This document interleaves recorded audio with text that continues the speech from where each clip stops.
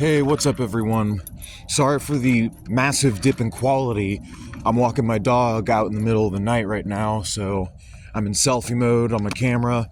You can't really see me and that's fine. As long as you hear me, that's all that matters, because I have a few things that have been brewing in my mind the last few days, more like the last week or so, that I've been wanting to materialize on video. So, I want to talk about the concept of critical support. I want to talk about practice, and I want to talk about, like, realistically, what are we actually doing to provide material support to the Palestinian people in their protracted struggle against the Zionist entity?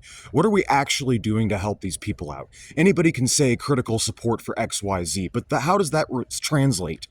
How does that translate into material support? What are you actually doing to help these people out in your daily life? Now, I know that's kind of a difficult question to answer when you live on the other side of the planet, but there are things that you can do, and you've got to do something. And I'm not getting on my high horse trying to be holier than thou, proselytizing, because in all honesty, I have done very little. I haven't participated nearly as much with, like, specifically Palestinian liberation. That's what I've been really wanting to get involved in. I've shown up to a protest here. I've shown up to an event there. I've donated to a charity here and there. I've done a little bit. And I mean, I've made at least one YouTube video raising awareness and a live stream, but I feel like I haven't done nearly enough. And in terms of critical support, what does that actually mean? How does that translate into the real world? Because you can say you critically support someone all you want. You could say you critically support Cuba or North Korea, but the fact of the matter is there is very little preventing, say, the United States from just reinvading Cuba or North Korea tomorrow. Like, if America really wanted to, you know, the capital of Cuba is within shelling distance of America's long-range artillery located in Florida.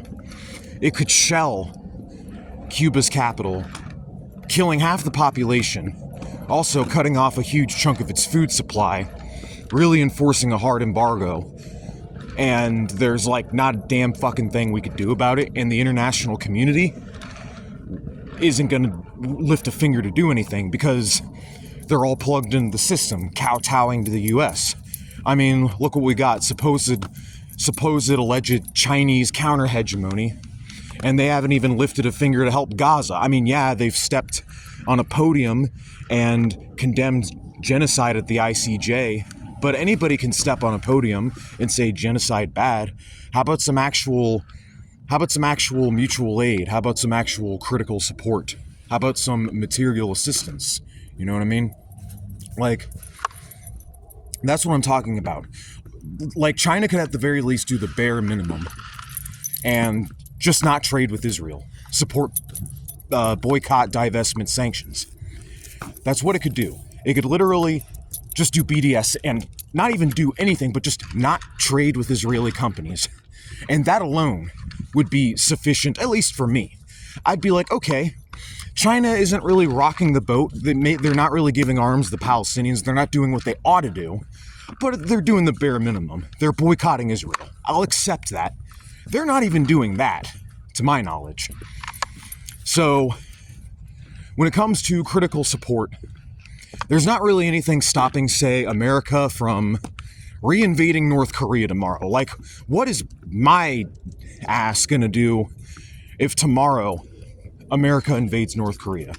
And, I mean, really the only thing stopping America from finishing what it started 70 years ago in North Korea is the fact that North Korea has long-range artillery that could shell the entirety of South Korea to bits, and the mutually assured destruction would lay waste to the entire Korean population, and the US military knows this. That is what is actually keeping them from finishing it and keeping them on the sanctions train, because America would not win a war with North Korea as it is now. It could, but it would be a Pyrrhic victory. It would, good job, you finally conquered Korea, but there's not really much point because you conquered an entire country of graves and bones. which is par for the course for a country like the United States. But that's my point. What are we actually doing to undermine the empire? What are we actually doing to materially affect change? Because the extent of advocacy here in the United States and the base of resistance appears to be showing up and holding signs at protests, which is great. Protesting is fine. It's great. It's awesome. It's something that needs to be done. You're spreading awareness. You're agitating. You're organizing. You're propagandizing. You're getting good practice in with people who aren't used to this kind of work. But aside from that, it's not nearly enough. On the other hand, you've got entryism. You've got with these entryists into the Democratic Party, the lesser of two evil types. People are like, yep, even though Joe's backing genocide and he's wagging his hand at Netanyahu, he's still the lesser of two evils. We gotta vote blue no matter who. Can't wait for those idiots to show up this election. What are we gonna say to Joe Biden to change his mind? What about Nancy Pelosi? What about any of these other ancient vampires dwelling within the White House? Is there really anything that you can say to someone who's believed the same bullshit their entire lives, who is so set in their ways after decades of cynicism, who is, especially after materially profiting and benefiting from the Israeli Zionist lobby for decades as well? You know, I forget who said this, but the quote goes something like this: "It is difficult to get a man to understand something when his paycheck depends on him not understanding it." I believe that's how the phrase goes. So there's no standard of evidence that you can raise to convince the Democrats that supporting Israel is bad and they should stop doing it. Same goes with the Republicans, but I mean, they're overtly evil, but I digress. So And then that brings me to the point of popular opinion. These protests, they raise public awareness. They get popular opinion on your side. It's good for agitation and propaganda. But again, it's not enough. The thing is that we have a political situation that is gridlocked when it comes to the popular will. As in, the political institutions of this country, the political situation has been manufactured such that there is no bearing on the popular will and what people actually want and the policies that are actually enacted into law by the government. There's no correlation. They even in that study, I believe at Harvard, that there's a very little to no correlation between what the people actually want, like mid-income working people. However, there's a very high correlation between what the donors want and what the government actually implements. So, getting everyone to have the right opinion is not enough either, unfortunately. There is very little to no democracy in the United States. America really isn't a democracy at all. Look at the testimony is like all these issues where you now have the majorities, supermajorities, like single payer, or raising minimum wage, or bringing an end to the forever wars. And it's just not happening. It's not happening because the lobbying is going in the opposite direction. And so the politicians are gonna do the bidding of their donors.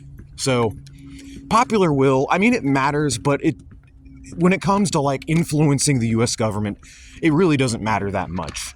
So we are in a situation where we have to take matters in our own hands, so to speak. Now, here's what I'm trying to say, guys. I'm not advocating that you go out and break the law. I want to make it clear that I would never tell you to break the law on this channel, but it should be abundantly clear that the change is only going to occur when methods both legal and extra-legal are employed. Again, I'm not telling you to go out and break the law. I'm not saying. In fact, don't break the law. Don't break the law. Stay within the bounds of the law. Stay within the protest free speech zones and engage in the forms of resistance that do fuck all to affect the genocide machine. Do not go out and cost wealthy corporations hundreds of millions, billions of dollars in damages. You know, don't sink a cruise vessel. Don't make an arms shipment or a logistics shipment go missing here and there. Don't block passages in the buildings where people work for companies like Lockheed Martin or Procter & Gamble or any of these other companies that are making missile systems for the state of Israel. Definitely don't do that. No, just stay in the free speech zones. And even then, even if you were to do those things that I'm not telling you to do, you don't even have to take it that far. There are groups, and I will link groups in the description below, or at least a group that I know of, that is actively trying to make wars a business unprofitable. And it involves actions that directly affect the companies that contribute to what is going on in Gaza. The companies, not just the US government, but actual corporations, companies, war profiteers, that the state of Israel would not be able to function properly without. Really, the state of Israel is propped up by the US and Britain, predominantly the US nowadays. And there's a number of companies, a series of companies that are deeply involved with supporting Israel.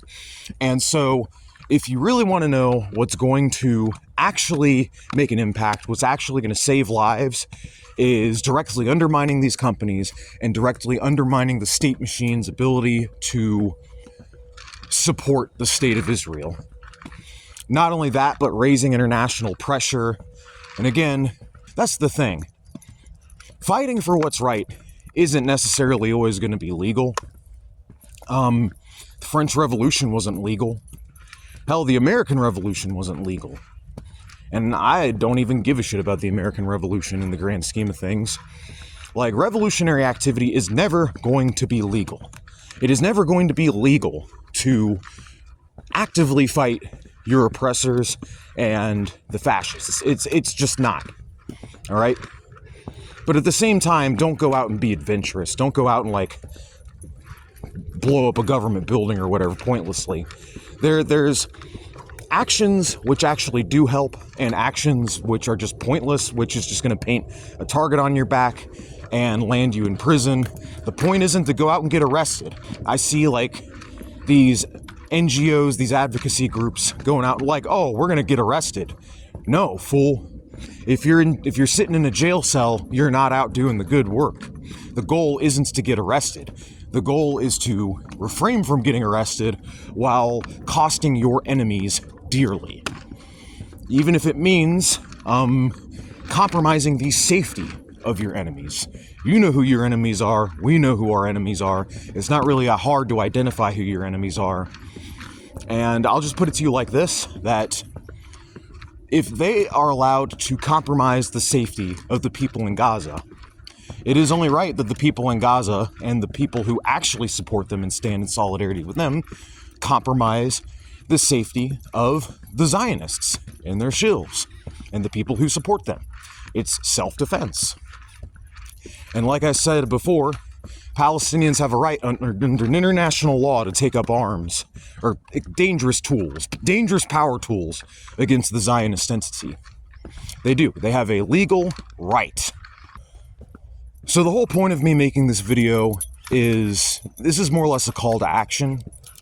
Again, I would not tell you, any of you, to do anything that I wouldn't personally do myself, but I'm linking a few different activist groups and organizations in the description below. If you live in the United States, I would highly recommend at the very least getting involved with the peace movement, the Answer Coalition, and volunteering some kind of time for them. Get connected with other revolutionary-minded people in your area and figure out where the class warfare is happening, who are the Zionist shills in your area that are providing material support, and go after them in the capacity that you possibly can. Do propaganda, spread awareness, of course, and get involved in any way that you can, by any means necessary, with the spare time you can. I know it's very difficult because, you know, speaking as someone who works a full-time job, it's very difficult to find time for these things, but you must. By any means necessary, you must. In my instance, it means calling off whenever I can get scheduled off to show up to some protests and do some volunteer work. But aside from that, that's mainly what this is. And the main catalyst for me making this video was when I learned about the Flower Massacre. When Hundreds of starving Palestinians were massacred along the beach shore trying to get aid from these food drop parachutes. They got attacked and massacred by Israeli settlers just trying to get some desperately needed aid from the food drop parachutes. And I want to repeat, it is not the IDF that is perpetuating this massacre and others like it. It is the Zionist settlers themselves. It's the settlers. It's the colonizers. They're the ones perpetuating it. If you look at pictures of some of the settlers around the Gaza Strip, the people that have moved in recently, they're carrying guns. Many of them are packing heat. So don't get it fooled that they're just some sort of naive, innocent civilians and that they're these angels that have done nothing wrong. They are directly participating in a settler colonial apartheid regime that is in the process of ethnically cleansing Gaza. So don't kid yourself. These ain't no innocent people. There are not innocent people in this conflict. I mean, everything that the bullshit IDF shoves down our throats, all the bullshit that they try to feed us about Hamas. Oh, it's all just Hamas. It's not like a collective resistance movement of people fighting for their lives. No, it's just a religious extremist group, Hamas, who launched the attack, beheaded all these babies, and yada, yada, yada. Even if that were true, how many fucking children has Israel killed in kind as a result? Thousands? Tens of thousands? So let me get this straight. So Hamas kills a few dozen infant children. That gives Israel the right to move in and murder tens of thousands of children back? Is that how this works? Evidently so. That's the provocation for it, evidently. Charity aside, even if Hamas did carry out these executions, that is the fault of the settlers. All right, that's not just the fault of Hamas for perpetuating such a crime. That is the fault of the settler colonizers for making the conscious and deliberate decision to settler colonize a foreign country and steal the land from another sovereign national group of people. So the fucking settlers got those children killed, if that actually did happen. Don't kid yourselves. And I'm tired of people pretending that, like, whatever Israeli civilians died along the way, they're not civilians. They're not civilians at all. They're participating in a genocide. Like, if you are moving to another sovereign nation, this government's giving you some land, you show up there, and you're violently evicting people from their ancestral homes, participating in it. You're throwing fucking raves on the border of the Gaza Strip before the attack, borderline celebrating this sick, disturbing tendency. Then you are part of the problem. You are a genocide perpetuator, basically. You're a settler colonizer. You are not an innocent victim anymore. You are a perpetrator. The victims are the people currently starving on the Gaza Strip. And you have an entire strip on the brink of a massive humanitarian catastrophe, and there's not enough being done to circumvent or alleviating it. There's not a day in sight looking for a ceasefire. This has been going on for over 5 months now, and it doesn't look like it's going to end anytime soon, which is why I'm urging instant action from as many people as possible